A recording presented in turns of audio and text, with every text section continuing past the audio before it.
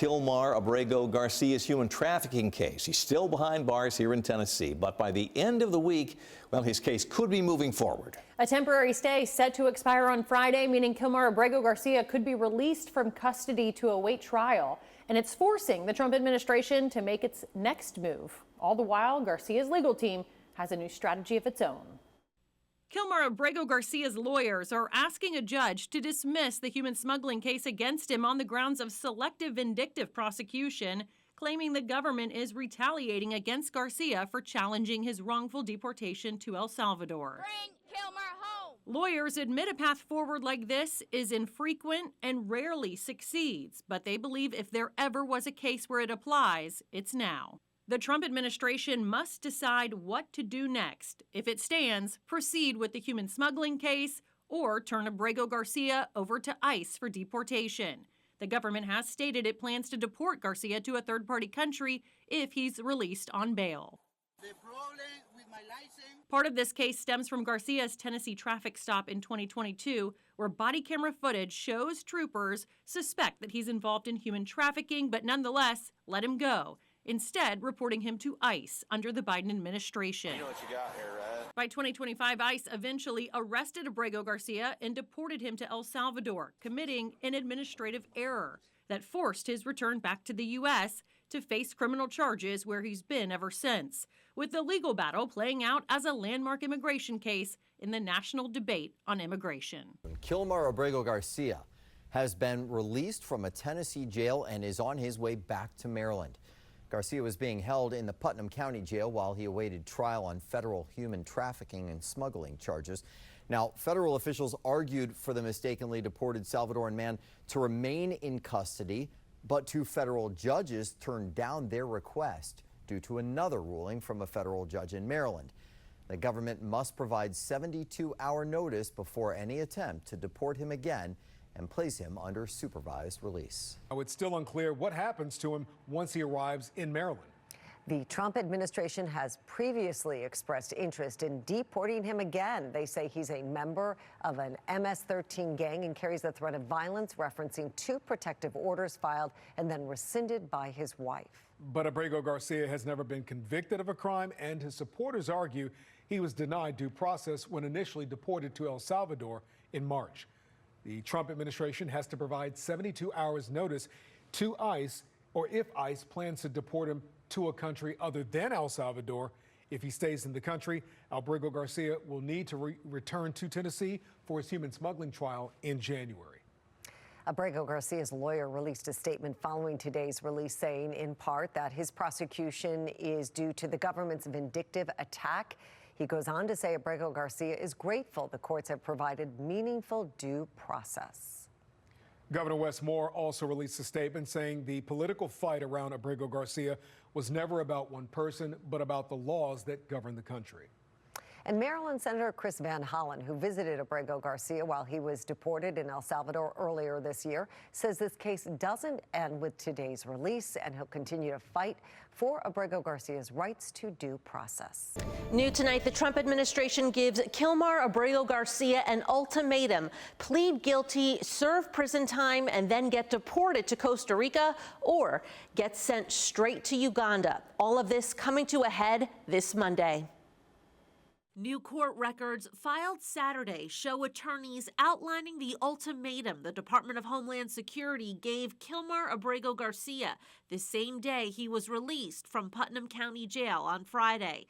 Plead guilty to human smuggling charges out of Tennessee, do time in the U.S., and then live in Costa Rica, or get immediately deported to Uganda, a country not of Abrego Garcia's native language. Abrego Garcia's attorneys fired back, now asking the judge to dismiss his human smuggling case based on vindictive prosecution.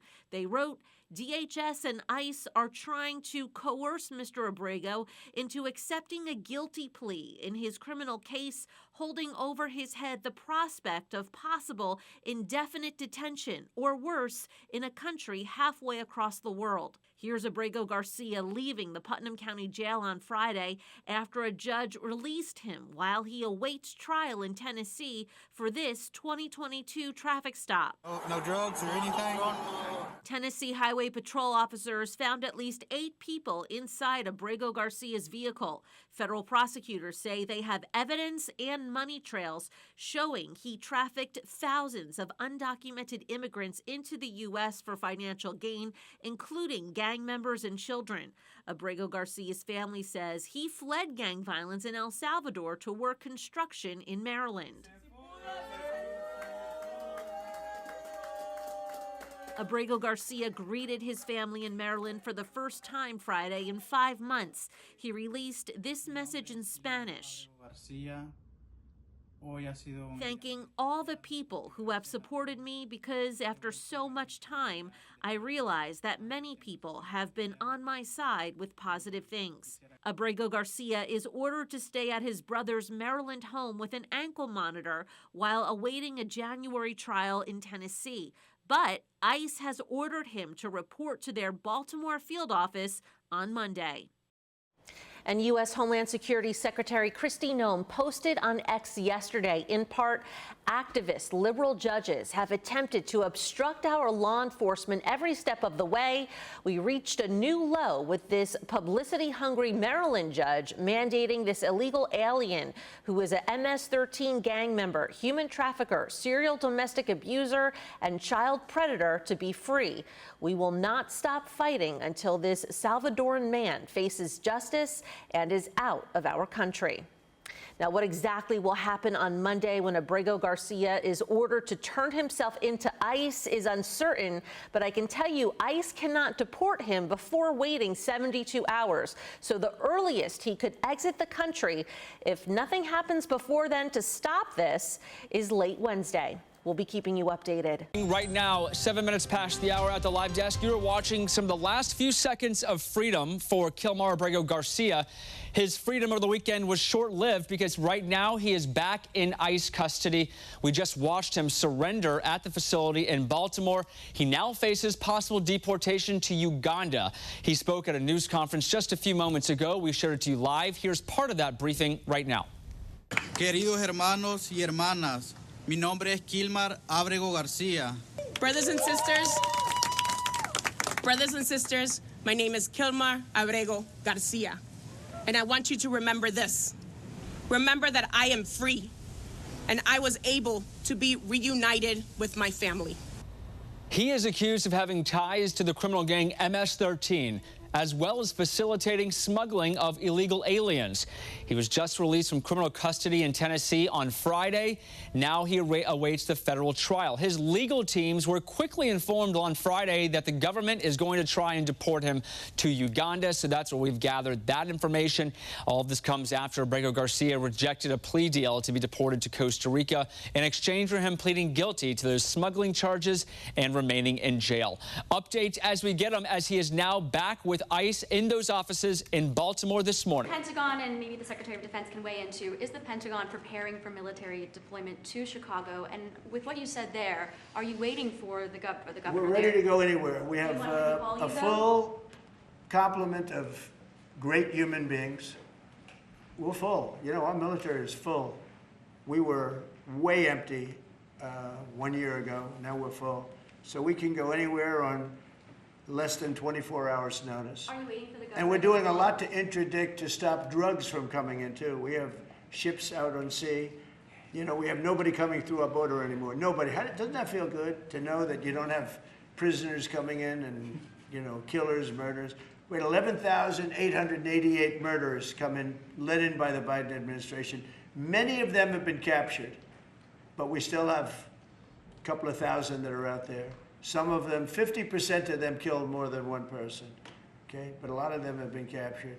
What they've done to our country, these people that circle this moron that we had behind this desk, what they've done to our country is unthinkable. It's unthinkable. I mean, if you think so much of our time is devoted to correcting a problem that all they had to do is say, close the borders. Remember when he said, well, I have no power to close the border. I have to go back and get an act from Congress. I didn't get an act from Congress. I came in, I said, close the borders. And Tom Homan, who's not here, has been fantastic, Christy, right? Yes. Tom Homan is great. He's a fantastic man and respected by everybody. But I said, Tom, close the borders. Christy, close the borders. The borders were closed. We didn't go to Congress and get permission. We just closed the borders. And in the last 3 months, hard to believe this one too, in the last 3 months, we've had 0 people come into our country illegally through the southern border. Nobody would have said that's possible. Yeah, please. Thank you, Mr. President. Today, MS-13 gangbanger and human trafficker Kilmar Abrego Garcia turned himself into ICE in Baltimore. Do you have any comment on this? And why are the Democrats so emotionally attached to this man who beats his wife and is part of a terrorist organization? Because they think he's going to be good for votes, and I think he's very bad for votes. These people are deranged. He's not good for votes. He beat the hell out of his wife. His wife is afraid to even talk about him. She's been mauled by this animal. And, you know, through a system of liberal courts, you know, he's doing things. But, no, we have that under control. And Pam has got that very much under control. Do you want to comment on it, Pam? No, we've got him under control. He will no longer terrorize our country. He's currently charged with human smuggling, including children. The guy needs to be in prison. He doesn't need to be on the streets like all these liberals want him to be. And as part of this operation here in DC, we've also taken off MS-13 members. We've taken, I think just last night, we got a TDA guy off our streets right here, right around from where we all work. Another TDA member gone because of this project. So we're going to keep America safe from all of these foreign terrorist organizations, including Abrego Garcia.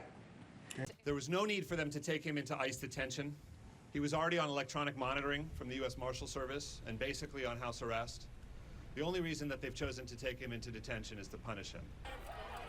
All right, and we do have breaking news just into our newsroom. A federal judge in Maryland just ruled that for now, the Trump administration cannot remove Kilmar Abrego Garcia from the U.S. And this comes after he was taken into custody this morning after turning himself in at an ICE detention center in Baltimore. Now, the government gave Abrego Garcia until today to take a plea deal on human smuggling charges and deportation to Costa Rica, or he'd face deportation to Uganda.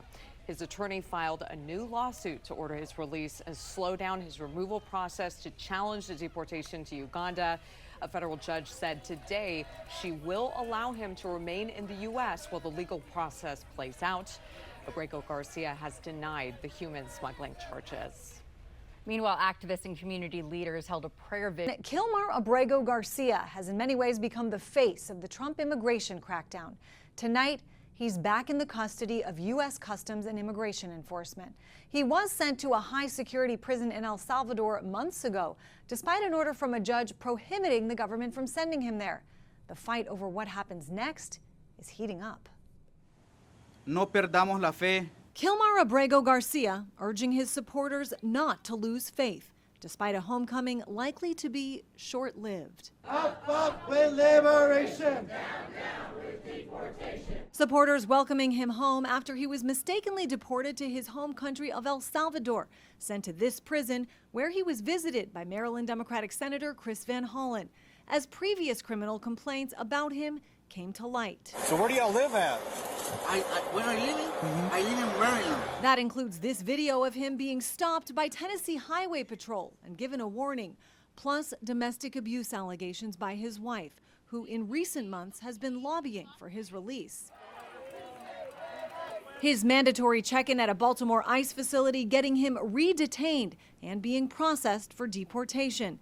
As his lawyer says, the Trump administration told him they'd send him to Costa Rica if he pleaded guilty, and has threatened to send him to Uganda after he refused. They didn't get what they wanted, which is to keep him locked up in Tennessee under criminal proceedings, and so instead they've designated removal to a country that they know that he's going to oppose. President Trump and his top officials have doubled down on the immigration crackdown they say has made the country more safe. He's currently charged with human smuggling, including children.